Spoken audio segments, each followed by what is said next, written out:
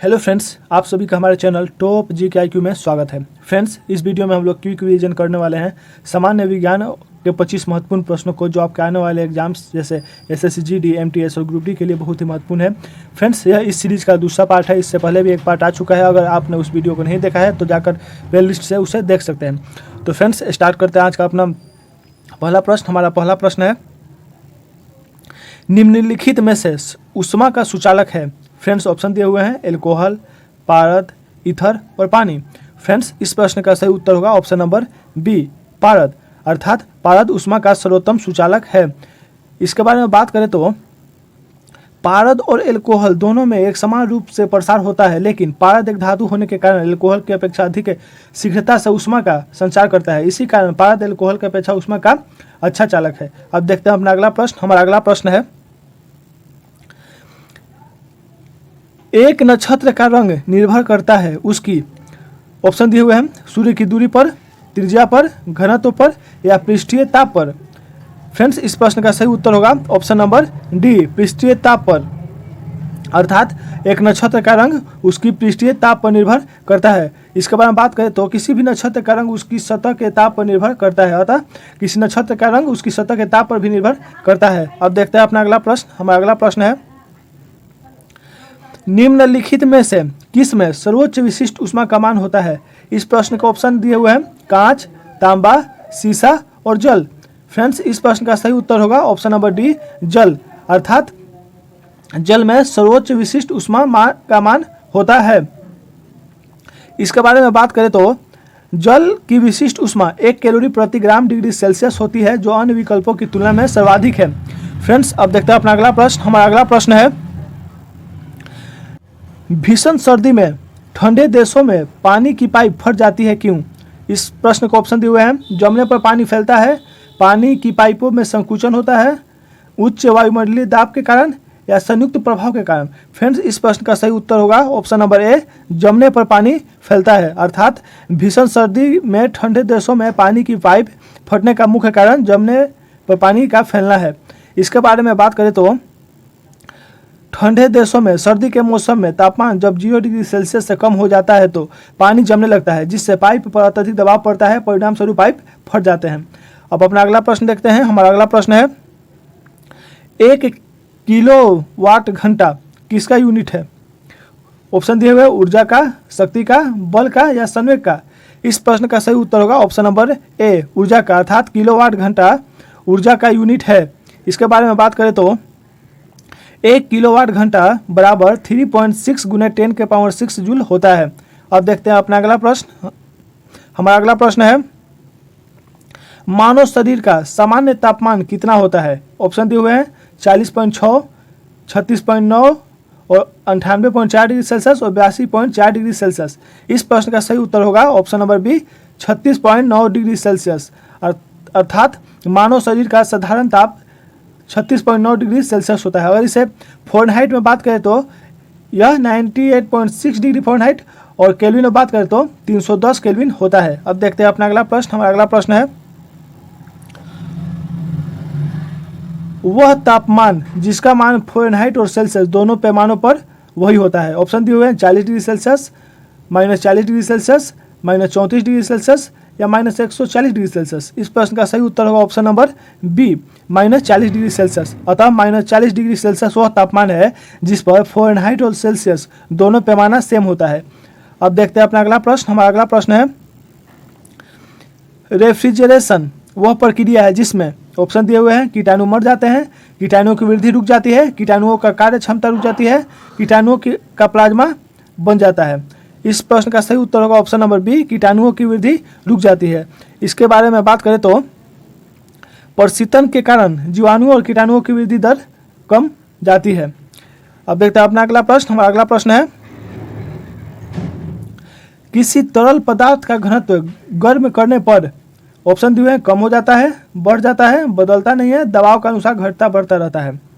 इस प्रश्न का सही उत्तर होगा ऑप्शन नंबर ए, कम हो जाता है। अर्थात किसी तरल पदार्थ का घनत्व गर्म करने पर कम हो जाता है। इसके बारे में बात करें तो किसी तरल पदार्थ को गर्म करने पर उसका आयतन बढ़ता है चूंकि द्रव्यमान नियत है तथा आयतन में वृद्धि हो रही है, अतः तरल पदार्थ का घनत्व कम हो जाएगा। अब देखते हैं अपना अगला प्रश्न। अगला प्रश्न है, निम्नलिखित में से वह कण कौन है जो ऋणात्मक रूप से आवेशित होता है? ऑप्शन दिए हुए हैं प्रोटॉन, न्यूट्रॉन, पॉजिट्रॉन और इलेक्ट्रॉन। इस प्रश्न का सही उत्तर होगा ऑप्शन नंबर डी, इलेक्ट्रॉन। अर्थात इलेक्ट्रॉन ही वह कण है जो ऋणात्मक रूप से आवेशित होता है। इसके बारे में बात करें तो इसका खोज जे थॉमसन ने किया है। इसका द्रव्यमान 9.1 गुने 10 के पावर माइनस 31 kg तथा आवेश -1.6 गुने 10 के पावर माइनस 19 कूलम होता है, जबकि प्रोटॉन धन आवेशित एवं न्यूट्रॉन उदासीन कण है। अब देखते हैं अगला प्रश्न। अगला प्रश्न है, किसी तत्व का रासायनिक गुण निम्नलिखित में से कौन तय करता है? इस प्रश्न के ऑप्शन दिए हुए हैं प्रोटॉन की संख्या, इलेक्ट्रॉन की संख्या, न्यूट्रॉन की संख्या या उपर्युक्त सभी। इस प्रश्न का सही उत्तर होगा ऑप्शन नंबर बी, इलेक्ट्रॉन की संख्या। अतः किसी तत्व का रासायनिक गुण इलेक्ट्रॉन की संख्या तय करता है। अब देखते हैं अपना अगला प्रश्न। हमारा अगला प्रश्न है, इससे रिलेटेड बात करें तो किसी तत्व के रासायनिक गुण नाभिक के बाहर विचरण करने वाले इलेक्ट्रॉनों की संख्या तय करते हैं। अब देखते हैं अपना अगला प्रश्न। हमारा अगला प्रश्न है, न्यूट्रॉन की खोज के लिए नोबेल पुरस्कार किसे मिला था? ऑप्शन दिए हुए हैं चैडविक, रदरफोर्ड, नील बोर या न्यूटन। इस प्रश्न का सही उत्तर होगा ऑप्शन नंबर ए, चैडविक। अर्थात न्यूट्रॉन के खोज के लिए चैडविक को नोबेल पुरस्कार मिला था। इसके रिलेटेड बात करें तो न्यूट्रॉन की खोज चैडविक ने 1932 में की थी। इस पॉइंट को भी फ्रेंड्स याद रखिएगा। अब देखते हैं अपना अगला प्रश्न। हमारा अगला प्रश्न है, उन तत्वों को क्या कहा जाता है जिनमें प्रोटॉन की संख्या समान और द्रव्यमान संख्या भिन्न होते हैं? ऑप्शन दिए हुए हैं समस्थानिक, समावेशी, संभारिक या अपरूप। इस प्रश्न का सही उत्तर होगा ऑप्शन नंबर ए, समस्थानिक। अर्थात उन तत्वों को समस्थानिक कहा जाता है जिनमें प्रोटॉन की संख्या समान और द्रव्यमान संख्या भिन्न होती है। अब देखते हैं अपना अगला प्रश्न। हमारा अगला प्रश्न है, जब लोहे में जंग लगता है तो उसके भार बढ़ता है, घटता है, समान रहता है या अनुपात में रहता है? इस प्रश्न का सही उत्तर होगा ऑप्शन नंबर ए, बढ़ता है। अर्थात जब जो लोहे में जंग लगता है तो उसका भार बढ़ता है। इसके बारे में बात करें तो लोहे में जंग लगना एक रासायनिक परिवर्तन है। लोहे पर जंग लगने से उसका भार बढ़ जाता है। अब देखते हैं अपना अगला प्रश्न। हमारा अगला प्रश्न है, निम्नलिखित में से कौन एक परमाणु वाली गैस है? इस प्रश्न के ऑप्शन दिए हुए हैं ऑक्सीजन, नाइट्रोजन, फ्लोरीन और नियोन। इस प्रश्न का सही उत्तर होगा ऑप्शन नंबर डी, नियोन। अर्थात नियोन एक परमाणु वाली गैस है। इसके बारे में बात करें तो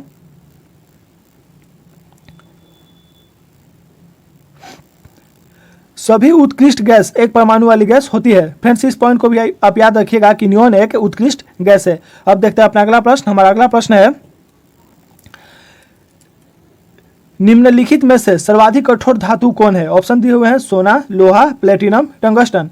फ्रेंड्स इस प्रश्न का सही उत्तर होगा ऑप्शन नंबर डी, टंगस्टन। निम्नलिखित में से सर्वाधिक कठोर धातु टंगस्टन है। इसके बारे में बात करें तो पदार्थ की कठोरता सदैव मोह स्केल द्वारा मापी जाती है। फ्रेंड्स इस पॉइंट को भी आप याद रखिएगा कि पदार्थ की कठोरता सदैव मोह स्केल द्वारा मापी जाती है। अब देखते हैं अपना अगला प्रश्न। हमारा अगला प्रश्न है,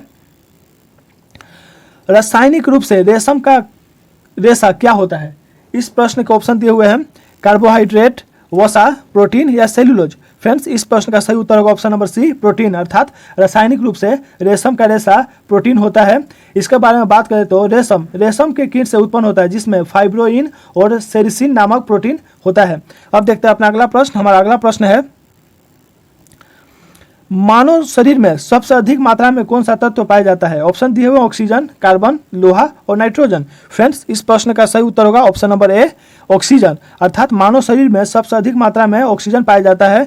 इसके बारे में बात करें तो सजीव पदार्थ के संयोजन में लगभग 36 तत्व भाग लेते हैं जिसमें ऑक्सीजन की मात्रा सर्वाधिक 62% होती है।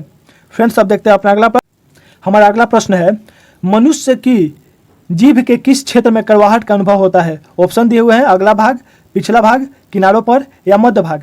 फ्रेंड्स इस प्रश्न का सही उत्तर होगा ऑप्शन नंबर बी, पिछला भाग। अर्थात मनुष्य के जीभ के पिछले क्षेत्र में कड़वाहट का अनुभव होता है। इसके बारे में बात करें तो जबकि अगले भाग पर मीठा और किनारों पर नमकीन का अनुभव होता है। फ्रेंड्स अब देखते हैं अपना अगला प्रश्न। हमारा अगला प्रश्न है,